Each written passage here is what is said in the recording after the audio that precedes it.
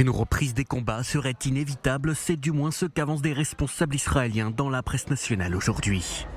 Si le Hamas ne poursuit pas la libération des otages avant la fin de la semaine prochaine, Tsahal reprendra les combats. C'est le message transmis aux médiateurs.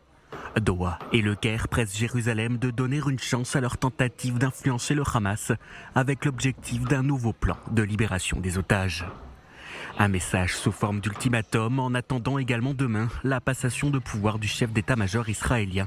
Herzi Halevi laissera son siège à Eyal Zamir.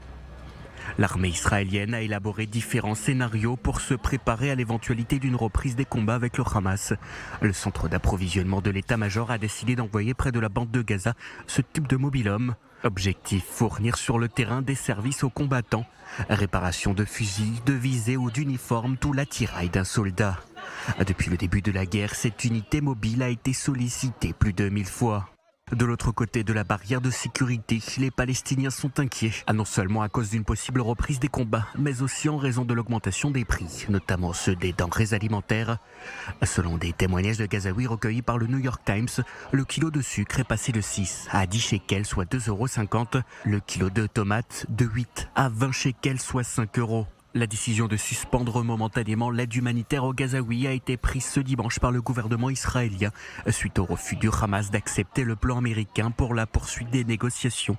Aujourd'hui, l'organisation terroriste annonce. L'utilisation continue de la famine comme arme de guerre est une grave violation du droit humanitaire international. Empêcher l'entrée de médicaments et d'équipements médicaux expose des milliers de malades et de blessés au risque de mourir. Pour faire face à l'envolée des prix dans le territoire palestinien, le Hamas annonce avoir envoyé sa propre police sur les marchés pour contrôler les commerçants.